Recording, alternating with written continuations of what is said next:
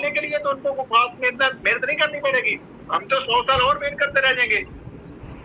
قاضی صاحب جب آپ گھر بناتے ہیں تو کیا آپ خود بناتے ہیں؟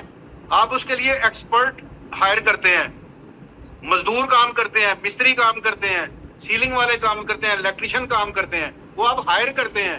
جب آپ کو پتا ہے کہ آپ کے پاس ایک زمین موجود ہے، آپ کے پاس چیزیں موجود ہیں، تو کیا آپ باہر کی کمپنیوں سے معاہدے کر کے ان کے ساتھ یہ کام نہیں کر سکتے؟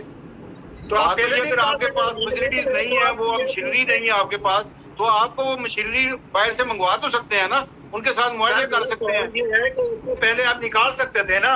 آپ نے نہیں نکالا. آپ نے ریکوٹیک کا جو معاہدہ ہے وہ بھی کچھ پرائیویٹ کمپنی سے کر دیا. ہم تو سونا بھی نہیں نکال سکے.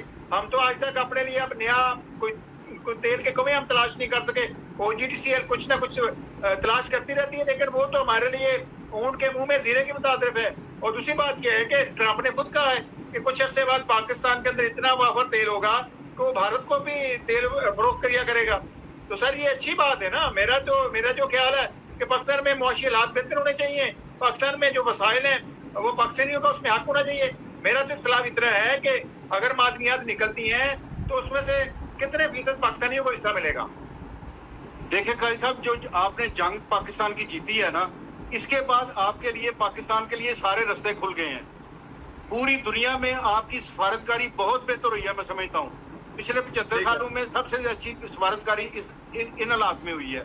پاکستان کے اب انڈیا والے جو چیخ رہے ہیں، انڈیا والے یہ چیخ رہے ہیں کہ کوئی ایک ملک بتا دیں جس نے پاکستان کے لیے کرٹیسائز کیا ہو. ہمارے لیے ہی لوگوں نے تنقیدی نشانہ بنایا انڈیا کو. اب گو کہ جو سب سے بڑا الہی تھا امریکہ کا بھارت، اب اس کے ساتھ جو ٹرمپ نے کل کیا ہے، وہ دیکھیں آپ کے لیے ایک اور اللہ کی طرف سے ایک اور انعام مل گیا آپ کو.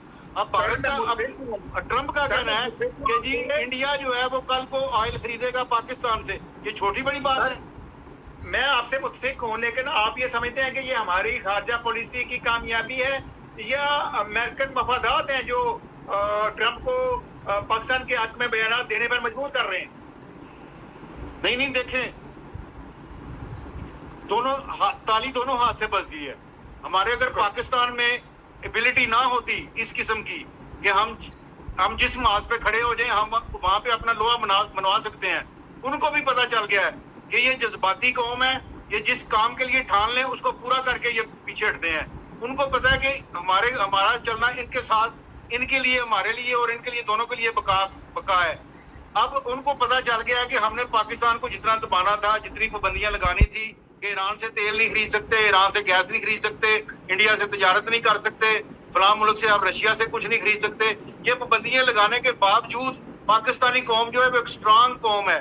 وہاں پہ فوج جو ہے وہ بھی ایک اسٹرانگ فوج ہے. ٹھیک ہے، وہاں کے لوگ جو ہیں وہ بھی اپنے جو وفادار ہیں پاکستان کے. تو لہذا انڈیا میں اس کے اگینسٹ دیکھ لیں تو انڈیا میں آپ کو ملک کے مفاد میں کوئی بھی نہیں نظر آئے گا. اب پاکستان میں مجھے ایک بندہ بتائیں جس نے انڈیا کے حق میں کوئی بیان دیا ہو. اور انڈیا کے میں آپ کو 36 چینلوں کے بتا دیتا ہوں، 36 لوگوں کا بتا دیتا ہوں، ان کی اپنی اسمبلی میں بتا دیتا ہوں، وہ پاکستان کی حمایت کر رہے ہیں. وہ کہہ رہے ہیں کہ مودی کو بتا رہے ہیں کہ پاکستان جو ہے اس نے تمہیں زہر کیا ہے. تم مانو اس بات کو، کیوں نہیں مان رہے؟ اب یہ دیکھیں نا، یہ آپ کی ایک سفارتکاری ہو گئی.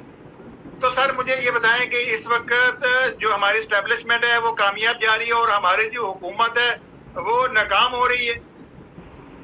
بالکل. دیکھیں حکومت کا کام کیا ہوتا ہے؟ حکومت کا کام ہوتا ہے کہ سارے یہ فلائی کام کرنا، ریاست کے کام کرنا، اس کے بعد یہ جو اپنا بنیادی کام تو سارے گورنمنٹ کے ہوتے ہیں نا. اب بنیادی کاموں میں گورنمنٹ کا کوئی حصہ نہیں ہے. اب وہ شوگر مافیا بن گیا ہے، لینڈ مافیا بن گیا ہے. اب وہ ان کو فرصت ہی نہیں مل رہی ان چیزوں سے. وہ اپنی ٹکر پہ چلتے ہیں. وہ پی ٹی آئی کو گرانے کے لیے حد الوسع کوشش کر رہے ہیں کہ ہم جناب کچھ نہ کچھ کر کے ہم جناب اکیلے ہی ہو جائیں، قانون سازی بھی کر لیں، یہ بھی کر لیں. ملک کے لیے گورنمنٹ کوئی نہیں سوچ رہی. میں سمجھتا ہوں کہ اس وقت جو آپ پاکستان کی کامیابی ہے، میں اور آپ کے بڑے کرٹیسائز کرتے رہے ہیں، ہم تو بڑے ناقد رہے ہیں اسٹیبلشمنٹ کے، لیکن اس وقت ہمیں سپورٹ کرنی چاہیے کہ ہمارے ملک کی بقا ہے. اس وقت ہمارے ملک کو پوری دنیا میں ریکگنائز کیا جا رہا ہے. وہ کس کی بدولت ہے؟ میں سمجھتا ہوں کہ وہ ہماری کوئی جو اپنا جمہوریت میں جمہوری پارٹی ہیں، انہوں نے کوئی کردار ادا نہیں کیا، بلکہ اسٹیبلشمنٹ نے آپ کے آصم منیر فیلڈ مارشل جو ہے انہوں نے جا کے ٹرمپ کے ساتھ معاہدے کیے، ان کے ساتھ کیے.